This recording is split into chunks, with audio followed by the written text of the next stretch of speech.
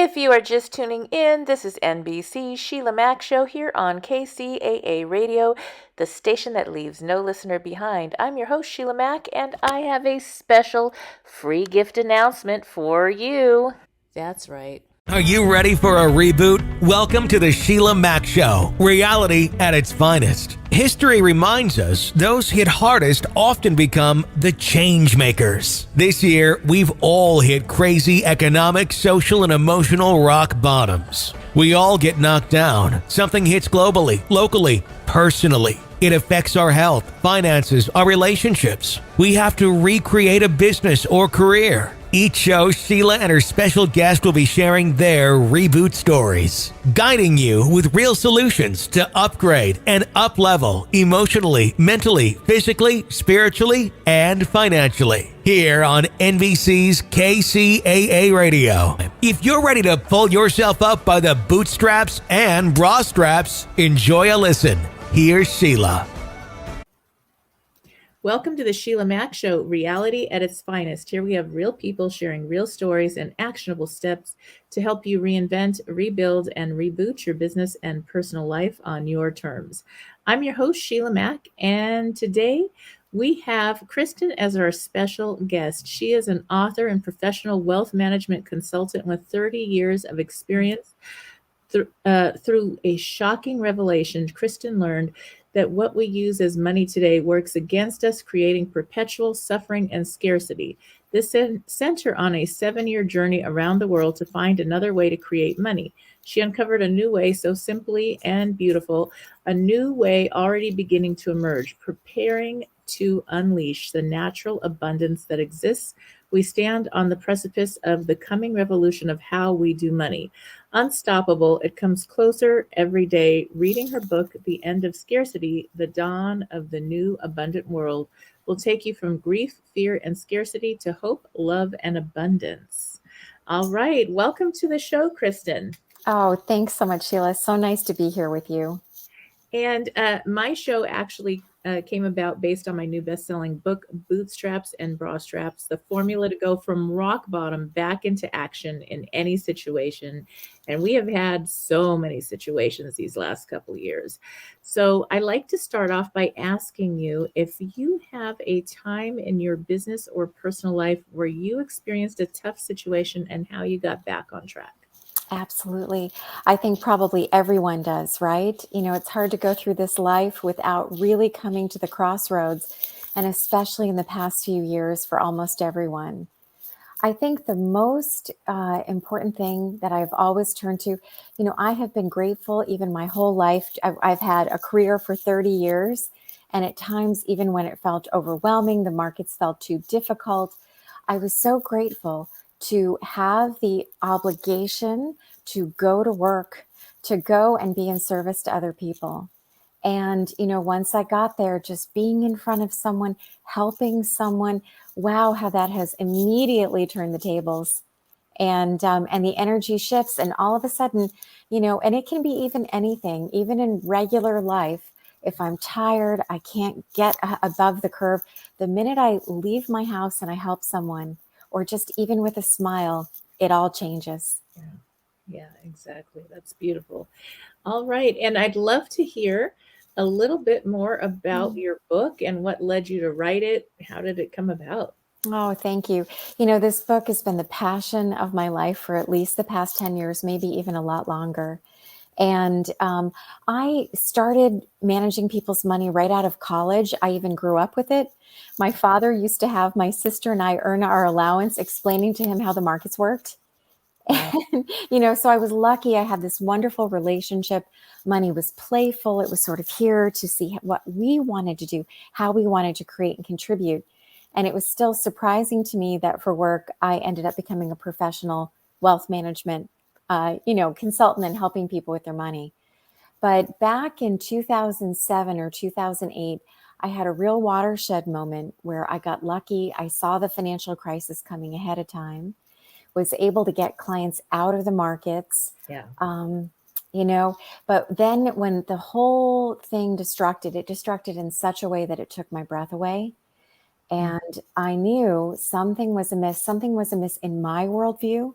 There was something profound I was missing, no matter how much I felt like this was my domain. And it was at that point that I started to go back and look at everything from politics and economics and social issues. What could cause this 2008? What could cause the decimation of our systems? And, really take everything I believed in with it. And then I found this shocking thing. I was doing a master's degree, and I opened an economics textbook that I hadn't read in a long time. And I read the first premise, which money has to be scarce to have value. And I thought, oh boy, we're in trouble. This is the opposite truth of the world. Something that we're using all the time has to be scarce to have value. And soon after, it took me about 9 to 12 months to actually find out that we do not have money. We actually are not using money whatsoever in this world. And what we are using as money actually works against us as a society. And this has not been done. All in generations before, history before, we really have not done money this way, the way we're doing it today. Yes, it's a very interesting time. It really, really is. And I was also very lucky with the 2008. I made a ton of money, and I was predicting it just because I could see the writing on the wall. And I'm in real estate, so I have a big team, and work at Keller Beverly Hills, and so I'm there in the heart of everything, and everybody's mad at me because they're like, no, it's a new economy. This is a whole new thing. It's never going to change. Nothing ever. And I'm like, oh, and then I started hearing that song again lately. And I was like, oh yeah, I heard that song before. Right. So it's one of those things. And I mean, yeah, I wish that it was. And I guess that's what your book is sharing about. There is going to be a new economy of some sort at some point. And it could be very soon. Yeah. When you study, I went back for 5,000 years of history to actually look at the different money systems, how societies have built on this. And even in the US, we have changed the money system almost every 40 years. Okay. So Nixon in 71 formally took us off the gold standard. It is very possible in the next year or two, we will go to a global currency. And we won't really be creating our own dollar in the same way. I don't think this will actually be a positive as we know it. But at the same point in time, it's going to allow liberation and new systems and a new relationship with money to come. That with the right education, we're going to be able to change things that our grandparents tried to, our parents, the grandparents before them, and we're actually going to be able to do it. Right. So it really is amazing. But the most important thing is that, I sort of have a parable that I talk about in the end of Scarcity, which is the old man, the traveler, and the lamppost. Have you ever heard this parable? No. I heard it like 20 years ago, and I thought it was just so interesting, but I never really understood it. And it's just, there's an old man in the dark of night looking for his lost keys under the lamppost. A traveler comes by to help him, and they're looking, they're tired. Finally, the traveler says to him, "Are you sure this is where you lost your keys?" And the old man looks at him gruffly and says, "No, I lost them 2 blocks down to the east." And the traveler, dumbfounded, not sure who to be angry at, says, "Why are you looking here if you know you didn't lose your keys here?" And he says, "Because there's light here, I can see. And where I lost them, it's dark and there's no light." And, to me, this is really where we are as a people. Yeah. We know something is wrong. We feel sort of conflicted in the money system. We feel conflicted even with our jobs in the sense that we want to help people. We want to make these connections. And at the same point in time, there's this underlying pressure for money and the fear that scarcity in all different kinds of ways is there. Yeah. And in fact, the solution is waiting for us patiently in the dark, but we don't know where to look. So we argue about politics and different economic theories and social issues, which is just dividing us more. And yet the real problem is quietly saying, "Oh, I'm over here." You just need a slightly new consciousness to find it. Yes, yes. So now, what is your thought or the book in your book of what this new money? You said it might be a worldwide, global form of money. Hmm. What do you? What is your thoughts on how that's going to affect all of us everywhere? Yeah, pretty dramatically. I mean, that's not the solution in the end of scarcity, right? That even might increase the illusion of scarcity. Oh wow! Yeah. So, people, I would say the biggest, most important thing is we have an unconscious relationship with money. Mm-hmm. And even those of us who say, hey, listen, I have a great relationship with money. I like it. It likes me. It's fun. It's here to support all of our beautiful ideas. But the truth of the matter is, we sort of know how to make money and we know how to spend it and maybe invest it, Yeah. and yet money is the most important determiner. It's the greatest impact in our society, and it simply is a neutral technology, right? So just like the radio is this wonderful technology to reach all different people tune in for great new ideas, for companionship. The phone facilitates our communication. Money is merely a neutral technology that Mm, has been created to assist us in our wealth creation and exchange with one another. right. And yet we don't know this. This Mm, used to be in the textbooks. Children, I really do think the people of the late 1800s completely had real consciousness about what the tool of money was. mm-hmm. And we as a society are completely blind today. Now is the time that we have to re-engage and get a very conscious, masterful relationship as to what this tool of money is. Yes, yes. And you shared earlier how money was part of how you grew up, Mm, where you were taught money and how to work with it and everything. And I think that I was also blessed with that in an interesting way where I remember thinking, oh my gosh, they're dragging me 3 years old. I went, my grandparents had a factory, they called it, and they designed sportswear, Catalina, El Capitan, all these beautiful swimsuits, all this stuff. And so there was, a couple hundred employees there, and I would go in every day. And in my mind, as a young child, I think, oh, they're dragging me to work, wow. but Wow. it was really that open source learning. Mm, And the first thing, 3 years old, they had me in these little beauty contests.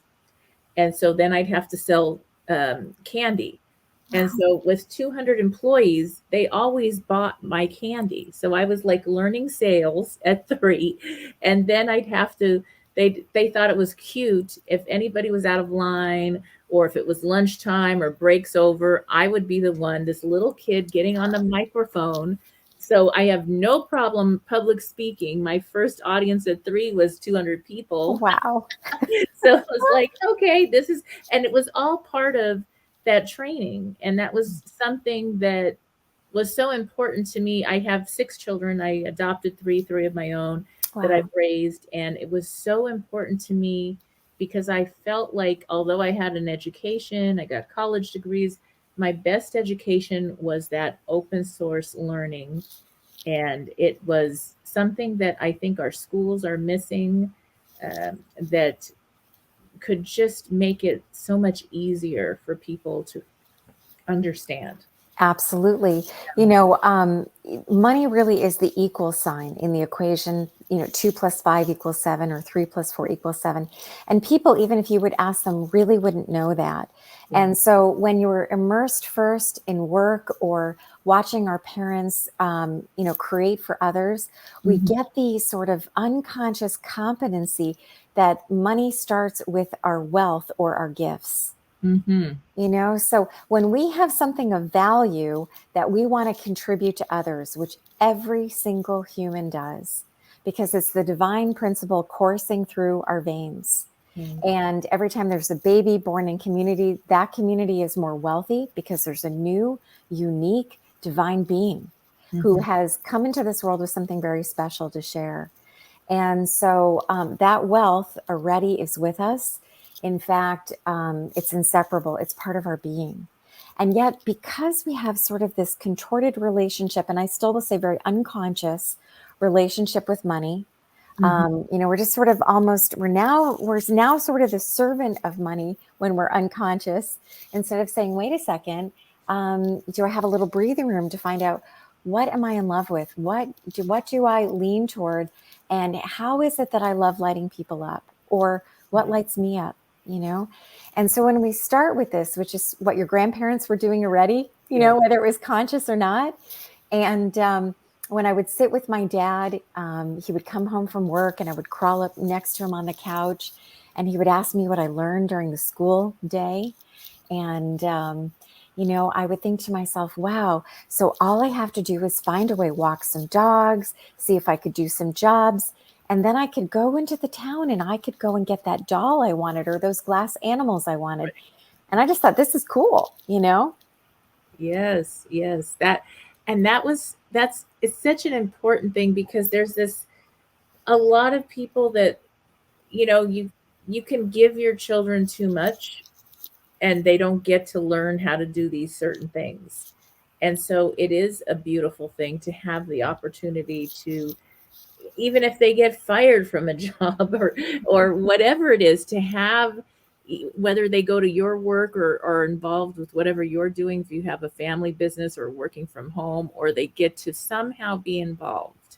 Right. It just makes such a difference in their life and their ability. They understand things. They get, oh my gosh, what is it like to manage a business? That's right. My daughter's first job, she worked at a karate studio and the studio was going under. And she came in at, I think she was 16 years old. She had a special work permit. Wow. And they were like, could you do my books? And she was doing their books and she got it. And she was helping them get back on track. And because she was raised with it, that she knows this. Right. And so she always got these, even Starbucks, she got later management positions, higher positions from the start because of that experience where, and that she cares. She's going to show up a few minutes early. She's going to be there. Okay, it's a holiday and she gets, all right, but this is really important. This is the whole business. And that's something that, sometimes you have to let somebody go because they haven't figured that out yet. Oh yeah, it's a great experience. That's right. So it is. Yeah, practical feedback that makes all the difference. It's so true. I mean, even when you look at how advanced education has come, it's really lacking in that practical application, which is worth probably, it's exponentially worth what we could learn in a book. Oh, yes. There's something about being able to think for yourself a little bit too. When you're running a business, when you're investing, even whatever you're doing, you have to have discernment. I think that was one of the most important things, discernment, that I taught my kids, where, because it's somebody of authority that's trying to sell you real estate, stocks, XYZ, whatever it is, you have a discernment, and your homework is to go make sure that really aligns with you and your value system, and if it's going to actually give you the results or if it's just a story. And and that's a big thing that a lot of people don't know, and then they may trust one thing or another that's really, they haven't done the homework. Right. Well, and even the culture, has changed so much, positive and negative.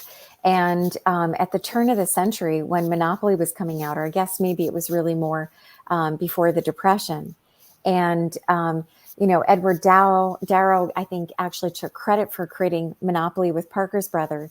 But the truth is that a woman named Elizabeth Magie actually created the game. And she did it to teach people, and games like finance were what families did at home when lighting went in. And what's really fascinating even about Monopoly is that it started as something called the landlord's game. Yep. And there were two different ways you could play it. One was prosperity and one was Monopoly. And guess what? Somehow prosperity disappeared. Where did it go? No. And so we grew up really playing Monopoly, loving it, having a lot of fun. but it was actually to teach that when monopolies were created, feudalist systems sort of got embedded in the back door. And when prosperity was played, collaboration was created, and when profits were made, the whole community actually rose up with everybody. Yes. So it's so interesting. Money actually can be the most fascinating topic. And especially when people think, oh, it's going to be dry or it's intimidating. It really is 1 + 1 = 2. And the base foundation of what we need to learn in order to really have a life that we fall in love with, and that becomes worth living for everyone around us. So true. That's beautiful. So, could you tell me like the chapters in your book? Maybe what's Yeah. your favorite chapter? Oh gosh, I have so many of them. Probably, I would say probably the last chapter, or even close to the last chapter, where we really start to see that humanity is actually wired in a very opposite way than we think. I do love chapter 1, which is called "There is no such thing as money."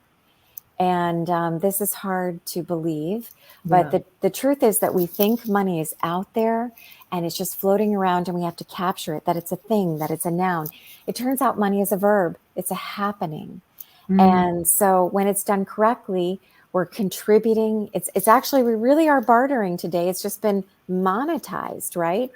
So when I go to get a cup of coffee, I'm deciding that the coffee is worth my consulting services. Yeah. That barter has been monetized into something that everybody can use. And so we're getting ready to redefine how money shows up in our world. And we easily now can come together in communities and corporations and countries and states and cities, but do it with technology that has never been done before. So even though we have the blockchain revolution, or let me say we have the cryptocurrency revolution, we have yet to have the money revolution, and this is coming in the next year. Right. So it's going to affect every single person. Yes, this is going to be, I mean, gosh, this is going to be such an interesting situation that shows up for all of us to learn this whole it's a new game, but it's really the same in some It's respects. In some respects, I think that I think we have an opportunity to turn things right side up again. So wealth and our contribution and our knowing that we are these unbelievably creative beings will be in the driver's seat, and the technology of money, or this beautiful goddess of money, will be here to serve that. So instead of it being the opposite. And I think the end chapter, sort of as the book is written sort of Da Vinci Code style, it gives a shocking revelation and takes people on an adventure throughout the end of scarcity, and truly brings us to the subtitle, which is the dawn of the new abundant world, with a belief, the same kind of understanding that I have, that it's actually unstoppable. Yeah. And I love the end chapters, even though I encourage people not to skip ahead, because the book does its magic on you. Right. And we come to the part where we start to see that we are wired really for altruism, and that this is the natural state of our being. Yes. That's so beautiful. That is, and it's something, I believe it's true with money. In my life, it has always been that I have given a lot, and sometimes I didn't get paid, Right. but I was always richly blessed. And, I started all kinds of nonprofits to help kids and all these things. And, I thought, this is interesting, because the only time I ever struggled with money was when I chased it. Right. Because then it ran away. Holy smokes. But when I did it, it just was so abundant.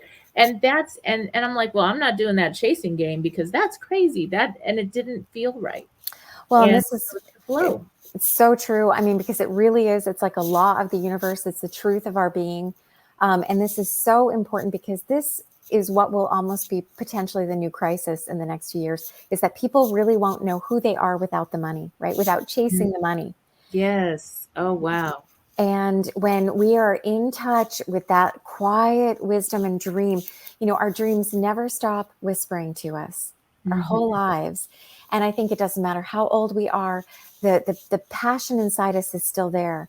And the closer that we come to this and the more time we start putting, sort of, coddling it back, listening to it, we will be prepared, because the new world is going to really be rolling the red mat out for those who are ready to contribute from the place of their own genius. And it's important, I do think people need the reinforcement to know that it's in them.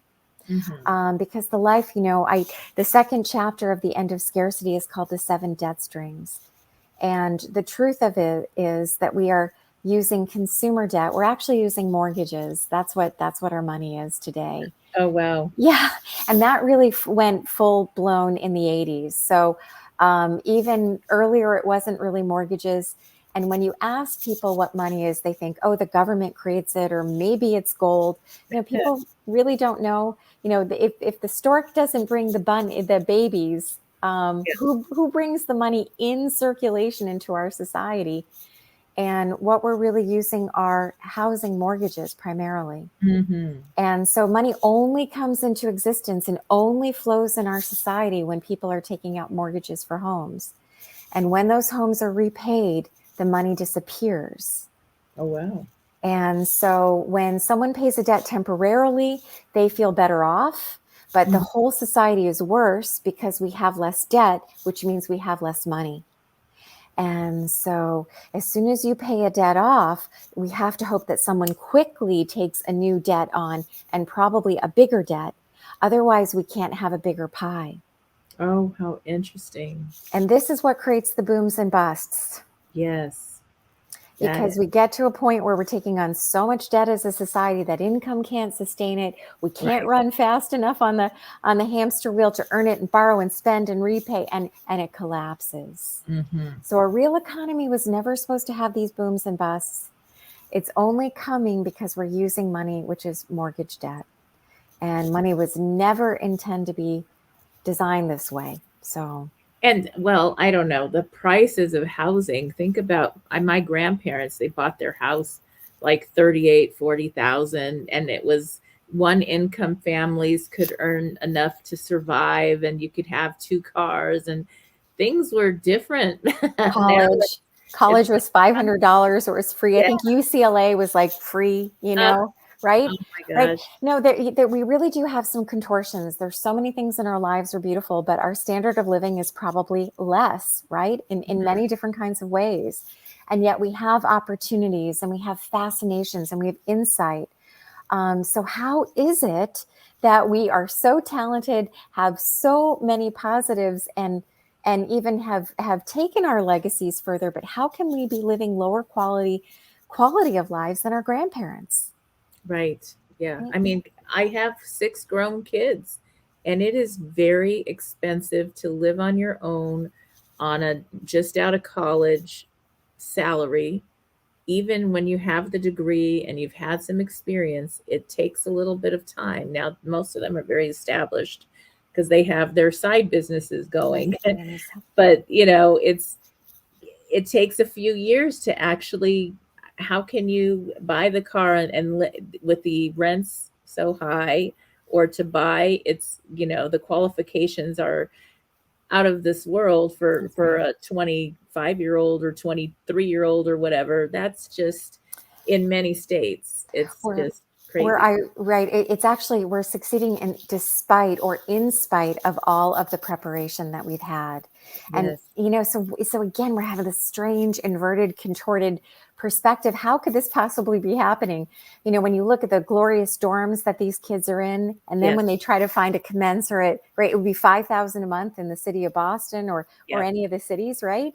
So, the amazing thing about this, as I went through this sort of watershed moment of my life, is that I found we're living with the illusion of scarcity because we're doing the technology of money wrong. End of everything. And so, we are like that old man, sort of lost in our politics. We're sure we're right. We're sure the other one's wrong. We don't want to believe we're wrong. We don't want to believe it's a mix because it's really threatening to our identities. But the good news is that sort of as this world is fraying at the edges, we're starting to find out that, there's something else that it's so simple. And I really believe that actually there's a divine hand in place, much like a little baby chick in Right. the egg, right? Yeah. So when you look at the little baby chick, it feels nice and steady. It's got its college education, it's got its good job, but now it starts to grow against the shell, and there's some weird instability in the world. And the food in the egg that was feeding it is now mixed with toxins from it growing, and it's being compelled to peck away at that egg and break down the what kept it safe. But the chick has no idea of the world that's waiting for it. And so likewise, here we are, all prepared, sort of, we can feel also this beautiful world, especially for the children, and all the blessings that they should be inheriting. And yet the world is beginning to sort of dissolve. And the good news is that the universe is waiting for us to take the responsibility and to get this wisdom, this simple wisdom of how to do money correctly, and merge it with this technology, this amazing blockchain that no other society has had before us. And we're entering on the precipice of the full democratization of doing money right, which is going to change everything. Yes, all for the better. Now, we're coming to the end of our talking time, and I'd love for you to share. One of the questions I always ask is, if you could go back in time, like you're 10 years old, what would you tell your younger self? What, like, short advice that you would give? I would say that there will be times and moments that you will doubt that life is really for you, and that all the things that are happening sometimes might seem against you or overbearing, or that you're alone. But nothing could be further from the truth. And that with enough breath and resting and keep going, you will find within time that in fact everything was perfectly coming together for your highest good and everyone's good. Beautiful. I love that. That's great. Well, thank you again, Kristen. And now, where can people get your book? How can they learn more about all the services you provide? Oh, that's so wonderful. I really, again, my book is The Prayer for Humanity. I feel it is, it's the greatest education we could ever get. And it can be found pretty much everywhere. Amazon, it's every kind. The audiobook is coming shortly. It's at Barnes and Noble. So if you go to Amazon and look for The End of Scarcity or Kristen Ragusin. Also, my website is kristenragusin.com or theendofscarcity.com. And then my social media is simply my name, Kristen with a K and an E, and then Ragusin is Ragusin. So thank you so much. It's the more that this just feeds into the consciousness, we are going to create a beautiful future together. Beautiful. All right. Well, thank you again for being a guest on the show, Kristen. And for those tuning in, we'll be back after these messages. Stay tuned. Oh, thank you, Sheila.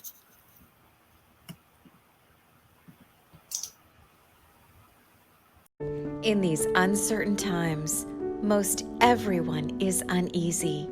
We are at the threshold of massive disruptions with growing instability and scarcity. And yet, what if it was easy to end scarcity for ourselves, for everyone, right now and forever? Can you imagine that? Well, on this adventure, you discover, in layman's terms, how the money we use creates scarcity, controls us, and how easy it is to fix. Humanity is on the verge of the true money revolution, what comes after Bitcoin and fiat money. This book will change your life, unlock our prison, so the future may be ours together.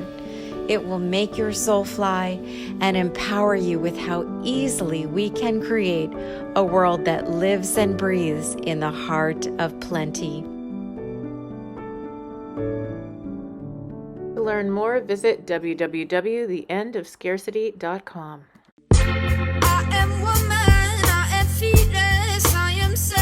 All right, if you are driving, take a listen. However, keep your eyes on the road. This is a short meditation for rebooting, whether you are rebooting your business or personal life.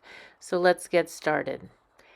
I'd love to share with you a brief meditation. This is a free meditation for when you are getting ready to reboot your life.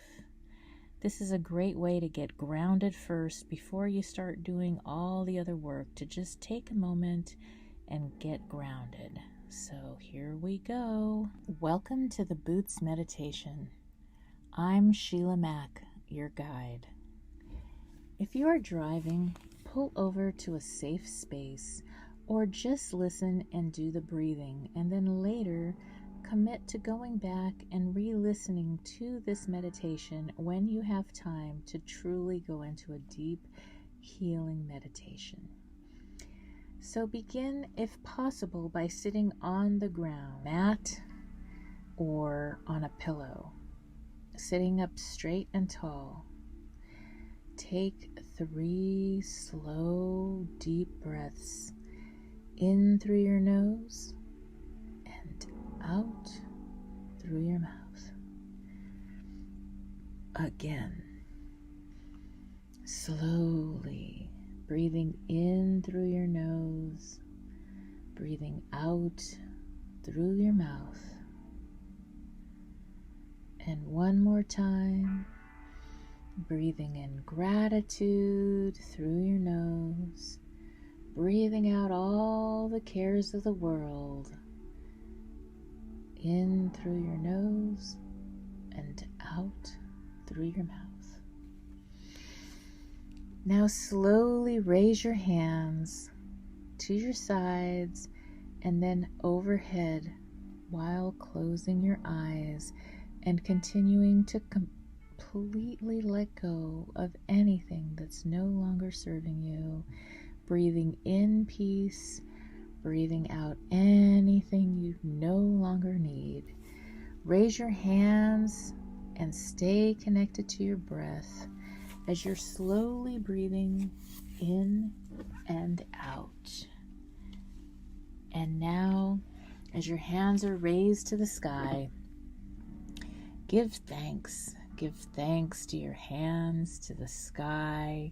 Give thanks to the clouds and the loving light energy of the sun. And next, as you continue to slowly breathe in and out, pull your hands slowly down to the ground, bringing the love and light energy from the heavens to you, and then let your hands softly embrace the ground. Breathing in and out. Thank your source, thank God, Creator, and your dear Mother Earth. Ask for the grounding you may need to start rebuilding, reinventing, and rebooting your business and life, this time guided and completely on your terms, coming from a peaceful space and place of groundedness. Continue feeling the ground beneath you, breathing in sunlight, breathing out love. And next, continue your breathing, and now you're going to breathe in through your nose and out through your nose. Breathing at your own pace. Make a gentle turn with your arms outstretched a little bit less than shoulder height, and slowly turn safely to your right side. And as you're doing this, continuing your breathing at your own pace, in and out. Gratitude in, love and light out. Send gratitude for all the small right actions that you are choosing now, and each right action that you are going to take moving forward as you turn toward your right. Continue your breath work and slowly turn now toward the right rear of the room or outdoors where you're seated, holding space and gratitude breathing in and out. Space and gratitude are being held for what has transpired behind you. Give thanks for the past, for the times you've learned, the lessons you've learned, the times you've listened, and the times you've made it victoriously toward the beautiful present now. Continue your breath work in gratitude, returning slowly to the front-facing position, and then let your hands peacefully be planted back down on the earth. Again, slowly taking a deep breath in and out. Breathing in love, breathing out light. Taking in even more gratitude and releasing out any person, any place, or anything which is not aligned with your current life purpose. Breathing out anything that's not aligned with your current mission. Breathing in love and light, and breathing out anything that no longer serves you. Continue your breathing and slowly raise your arms to your sides, straight out, slightly lower than your shoulder height, and then slowly turn toward your left. Send gratitude to all your loved ones, your family, your friends, people in the community that have helped bring you beautiful things. Think about even the clothes on your back or the food on your table and all the people involved in making that happen. Give gratitude to those people you've never met that have now put so much love and light in your life. Send gratitude also, maybe even to those past bullies or enemies that have now left your life. Thank them for being a part of your life's journey, breathing in love, breathing out life and light, breathing in love and light, and breathing out gratitude. Now, as you are still facing towards your left side, thank those people for being a part of your life's journey and giving you such incredible strength. Breathing in love, breathing out gratitude. Stay turned toward your left and listen to your breath. Be thankful for your breath. This year especially, thankful, sending out prayers and healing blessings to all that may be struggling with breath right now. Be in gratitude for your breath. And now, as you're still turned toward your left, remember that the left is your heart space. Your heart space is on the left of your body.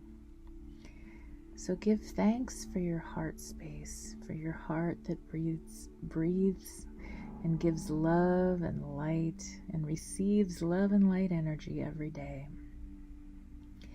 Now as you continue your breath, breathing in love and light, breathing out gratitude, turn toward the left rear of the room or outdoors where you are seated. A gentle turn while you're continuing to breathe in love and light and breathe out gratitude. Breathing in gratitude, breathing out forgiveness. Forgive any person, place, or thing that needs to be released. Send them love and a prayer or blessing for healing. Surely anyone that harms another comes from a very hurt space Set them free as you set yourself free, opening up your left heart center to the present, to the gifts of the present. Now turn slowly back toward the center, hands slowly floating down to the ground as you continue to breathe in love and light, breathing out gratitude, feeling the earth beneath you holding you. Decide in all you are called to do as you rebuild and recreate your life, guided and on your terms, that you will be in a state of blissful beingness. Keep this mantra: in all I am doing, it is who I am being. And every day I will breathe in love and light. I will breathe out gratitude. Now slowly raise your hands to your heart center, to the prayer position, and say this very simple 2-word prayer mantra: thank you. Thank yourself for showing up every day, for getting you through the ups and downs on your life's journey. Thank your loved ones, family, friend, the earth, source, love and light. Give thanks, saying thank you as a simple prayer mantra as you continue to peacefully breathe in love and light and breathe out gratitude. And you are now ready to slowly open your eyes, slowly, still on the heart, still thinking of this heart center and how you can give love and kindness to all that need extra love and kindness this year, including yourself. Now you're in a beautiful, blissful, grounded space, and you're ready to apply the Boots formula to your life from a calm and solidly grounded space. I'd like to invite you to take my free Introduction to the Boots Formula course. This is a great way to continue past your meditation, where you're going to use this formula as a tool and a guide to help you reinvent, rebuild, and redesign your life, guided and on your terms.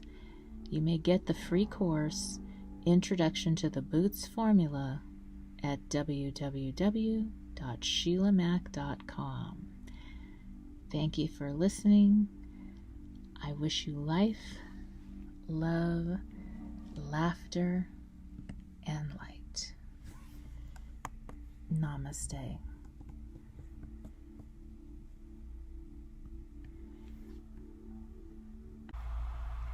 And now I have some homework for you. I would love for you to grab a copy of my new best-selling book, Bootstraps and Bra Straps, the formula to go from rock bottom back into action in any situation. It is now available on Audible, as well as on Amazon and Kindle, and at www.sheilamac.com.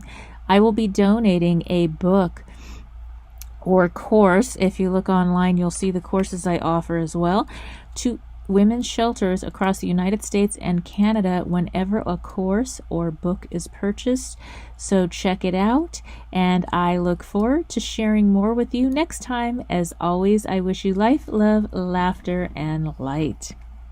If you are just tuning in, this is NBC Sheila Mac Show here on KCAAradio, the station that leaves no listener behind. I'm your host, Sheila Mac, and I thought I would share a little bit about me. So I am enterprisingly forward-thinking as a consultant, show host, and a best-selling author of Bootstraps and Bra Straps, the formula to go from rock bottom back into action in any situation. And that's really how I started this show and podcast.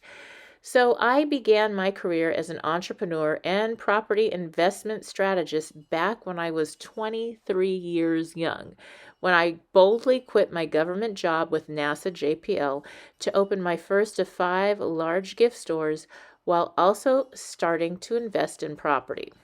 I got to work with some of the world's most loved companies, such as negotiating leases with Warner Brothers and winning trips to London as the top-selling Crabtree and Evelyn provider in the U.S. for multiple years. That's right, we won many trips to London. Now, my stores were built on the heart.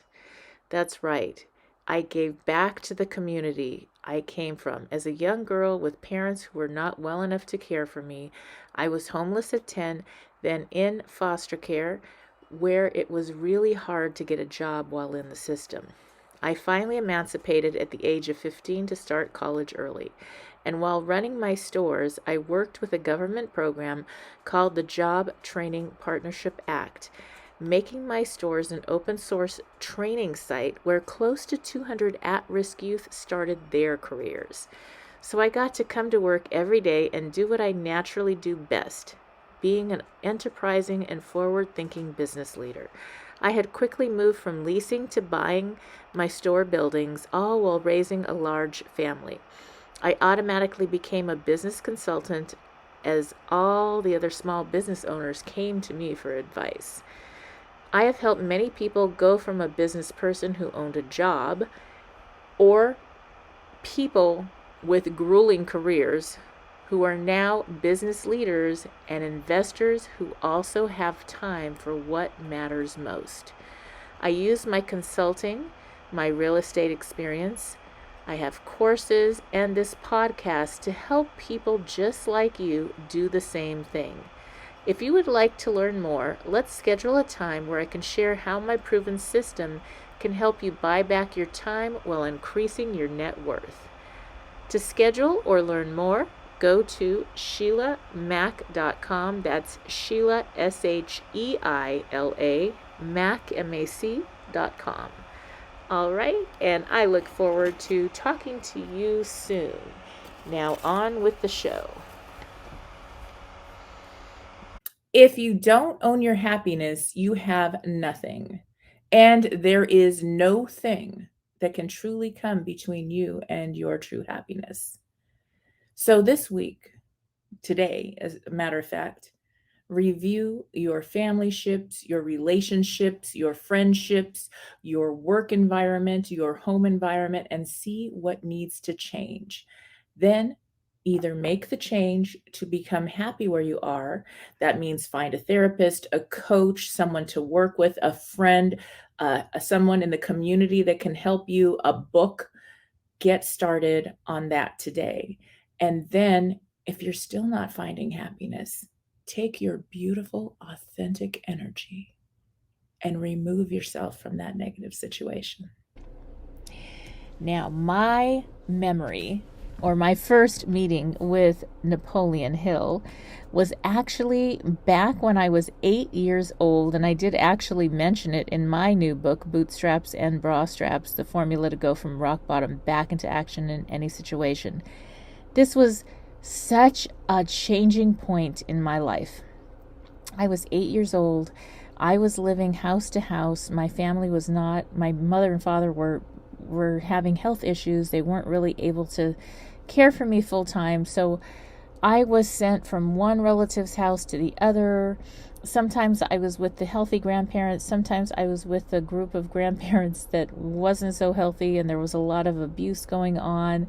And at this point, I was 8 years old. I remember I was actually in a nice neighborhood. Unfortunately, the home had a lot of abuse going on. My mother was home with me for a short time, and I had taken up some little part-time jobs helping out in the neighborhood. So I would literally, this is back in the day when this was, I guess, a normal thing, I would go help out with cutting the lawn or cleaning and actually polishing furniture when people actually did that. And I would go do that for the neighbors and get money.